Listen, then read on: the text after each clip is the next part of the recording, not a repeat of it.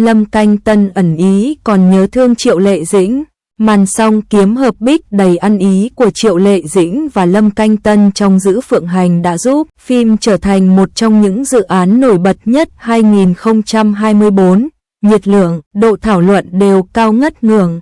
Giữ Phượng Hành cũng là bộ phim thứ hai Triệu Lệ Dĩnh Lâm Canh Tân hợp tác kể từ sau siêu phẩm cổ trang Sở Kiều Truyện lên sóng năm 2017. Theo tiết lộ từ Mỹ Nam họ Lâm, ngay khi nhận được lời mời từ Triệu Lệ Dĩnh, anh đã lập tức nhận lời tham gia dù chưa cầm trên tay kịch bản, càng chẳng rõ nội dung câu chuyện ra sao. Chia sẻ này của Lâm Canh Tân, cộng thêm những lần anh quan tâm, săn sóc mỹ nhân họ Triệu trên hậu trường, tại các buổi đi tuyên truyền phim, hay như việc nhiều lần netizen bắt gặp anh mặc áo có hình thỏ, trùng khớp với năm sinh của Triệu Lệ Dĩnh. Đây cũng là con vật nữ diễn viên vô cùng yêu thích, khiến fan couple dần nuôi hy vọng về việc hai ngôi sao thành đôi ở ngoài đời. Gần đây nhất, Lâm Canh Tân lại bị soi ra, đang thương nhớ Triệu Lệ Dĩnh, theo cách nói của fan. Theo đó, thật trùng hợp trong bộ ảnh mới nhất Mỹ Nam câu chuyện Hoa Hồng đăng lên mạng gần đây, được chụp ở đúng địa điểm Triệu Lệ Dĩnh từng chụp vào năm ngoái. Chiếc cực xịn sò tới từ vị trí của Lâm Canh Tân đã làm fan couple Giữ Phượng Hành bấn loạn một fan. Lâm Canh Tân chụp ảnh cùng một địa điểm với Triệu Lệ Dĩnh. Trước sự phấn khích của fan, nhiều người dùng mạng lại chỉ cảm thấy đó là sự trùng hợp ngẫu nhiên, gần như không chứng minh được điều gì, chứ đừng nói tới việc Lâm Canh Tân còn thương nhớ Triệu Lệ Dĩnh. Đáng lưu ý hơn cả, netizen cũng thẳng thắn chỉ ra sự thật rằng Lâm Canh Tân của hiện tại đã là hoa có chủ, fan couple Triệu Lệ Dĩnh Lâm Canh Tân nên tỉnh táo và sáng suốt hơn. Tin 02, Triệu Lệ Dĩnh phá kỷ lục với phim Giữ Phượng Hành. Bộ phim Giữ Phượng Hành với Triệu Lệ Dĩnh là nữ chính đã phá vỡ nhiều kỷ lục về lượt xem và tỷ suất người xem ngay từ ngày đầu tiên phát sóng. Phim được đánh giá là hấp dẫn, hài hước và có kỹ xảo đẹp. Ngày 19 tháng 3, trang QQ thông báo rằng bộ phim cổ trang kiếm hiệp Giữ Phượng Hành với sự tham gia của Triệu Lệ Dĩnh và Lâm Canh Tân đã phá vỡ nhiều kỷ lục về chỉ số truyền thông, thảo luận và lượt xem từ ngày lên sóng. Điều đặc biệt đây là sự tái hợp của hai diễn viên này sau 7 năm kể từ bom tấn truyền hình Sở Kiều Truyện. Sau nhiều năm, cặp đôi vẫn giữ được sức hút. Chỉ số data win vào ngày đầu đã vượt mốc 2 điểm, 2,115. Đây là giá trị cao nhất trong những năm gần đây. Trước đó, có phim Tam Thể năm 2023 và Dư Sinh năm 2022 cũng có chỉ số data win vượt mốc 2 điểm vào ngày đầu phát sóng lần lượt là 2,014 và 2,011. Phim cũng đạt tổng lượt xem 32 triệu chỉ sau 4 giờ phát sóng, cũng lập kỷ lục view từ khi bảng đo lường này ra đời.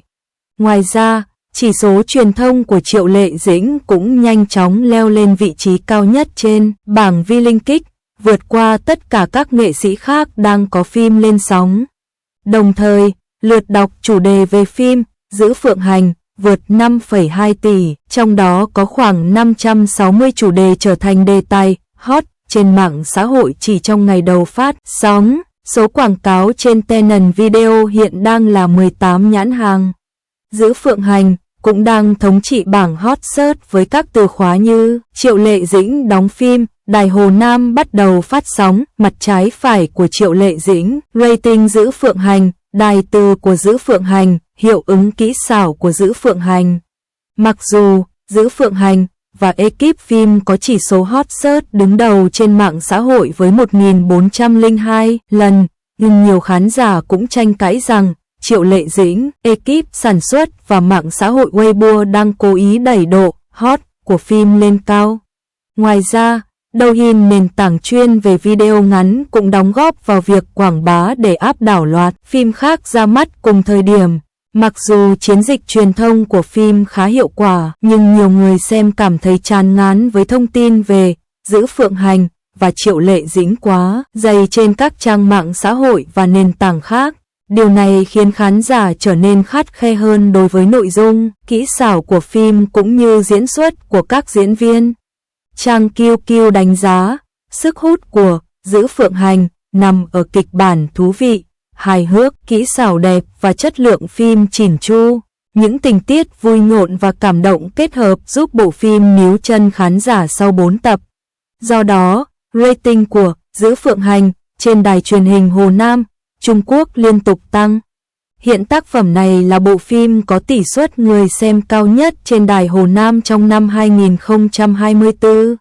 Theo trang QQ, những thành tích đáng nể của Giữ Phượng Hành cho thấy sức hút từ tên tuổi của Triệu Lệ Dĩnh. Nữ diễn viên này nằm trong top tứ đại đỉnh lưu của Trung Quốc, 4 sao nữ có lượng người hâm mộ hùng hậu nhất. Triệu Lệ Dĩnh được đánh giá là có diễn xuất chắc chắn, khả năng chọn kịch bản hấp dẫn. Do đó, công chúng tin tưởng vào các tác phẩm có Triệu Lệ Dĩnh tham gia và lựa chọn xem phim của cô. Được biết, Triệu Lệ Dĩnh đã dành hơn 2 tháng để chuẩn bị cho vai diễn Bích Thương Vương Thẩm Ly, bao gồm việc học múa cây thương với trọng lượng 5 kg. Đạo diễn các cảnh võ thuật trong phim đã đánh giá cao nỗ lực của nữ diễn viên này. Phim Giữ Phượng Hành được chuyển thể từ tiểu thuyết huyền huyễn của tác giả Cửu Lộ Phi Hương. Bổn Vương ở đây, câu chuyện xoay quanh tình yêu giữa Bích Thương Vương linh giới Thẩm Ly, do Triệu Lệ Dĩnh thủ vai, và thần tôn duy nhất còn sống sót từ thời hành chỉ thượng cổ, do Lâm Canh Tân thủ vai. Thẩm Ly từ chối kết hôn với Phất Dung Quân, người con trai thứ 33 của đế quân, nên cô chọn cách trốn đi. Trên đường bỏ trốn, cô bị thương nặng, rơi xuống thế giới loài người và được một người phàm yếu đuối tên là Hành Vân giúp đỡ. Hóa ra, Hành Vân chính là thần quân hành chỉ. Khi cùng nhau trải qua nhiều gian khổ và thử thách, tình cảm giữa họ đã nảy nở. Tuy nhiên, vì là tướng quân của linh giới, Thẩm Ly buộc phải quay về khi bị buộc phải thực hiện hôn ước.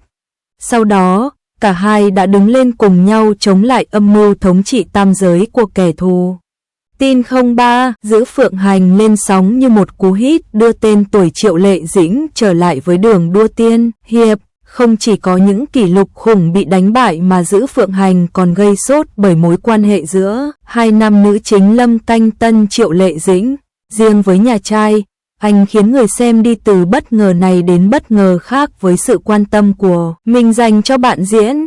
Trong phỏng vấn với tạp chí Nơ Mốt, Lâm Canh Tân được cho là không thể giấu nổi tình cảm của mình dành cho người bạn diễn lâu năm, Triệu Lệ Dĩnh. Theo 163 News, Lâm Canh Tân đã vô cùng tinh tế, chăm lo Triệu Lệ Dĩnh từng chút khi cả hai cùng nhau đối mặt với điều kiện thời tiết khắc nghiệt tại điểm quay. Cả hai chẳng khác nào một cặp tân hôn, liên tục có các cử chỉ ngọt ngào cùng nhau. Theo trang này nhận xét, tại phim Trường Hoành Điếm, Lâm Canh Tân và Triệu Lệ Dĩnh cùng nhau trải nghiệm cái nóng của mùa hè. Những lúc rảnh rỗi không ghi hình, cặp đôi thường cùng nhau ăn thịt nướng. Đến lúc chuyển sang khu vực Tượng Sơn, thời tiết lại trở nên mát mẻ hơn. Đây cũng là thời điểm mà nàng Thẩm Ly và chàng Hành Vân có nhiều cảnh mặn nồng, cảm xúc. Thế nhưng cả hai vô cùng thoải mái diễn với nhau, chẳng khác gì yêu thật, vì trước đó đã hợp tác trong Sở Kiều truyện Giữ Phượng Hành. Có cảnh đặc biệt không hề xuất hiện trong kịch bản, Triệu Lệ Dĩnh và Lâm Canh Tân yêu cầu thêm vào. Cuối cùng tại điểm quay Lệ Thủy, Lâm Canh Tân thú nhận rằng anh không giấu được lòng mình. Sao Nam và Triệu Lệ Dĩnh cười nói ríu rít cả ngày, cuộc sống không thể nào tốt đẹp hơn. Chốn cảnh nơi đây chẳng khác nào thiên đường, khiến anh không thể nào không bày tỏ tình cảm của anh dành cho đồng nghiệp lâu năm. Nhờ vậy mà khi vào phim, cả hai mới có những tương tác bùng nổ và thuyết phục. Trước đó, Lâm Canh Tân đã được phát hiện luôn có những đối xử đặc biệt với Triệu Lệ Dĩnh, xem cô như ngoại lệ. Nếu bình thường Lâm Canh Tân luôn tỏ ra cộc cằn thì với người đẹp sinh năm 1987, anh luôn ân cần, ấm áp và rất chu đáo.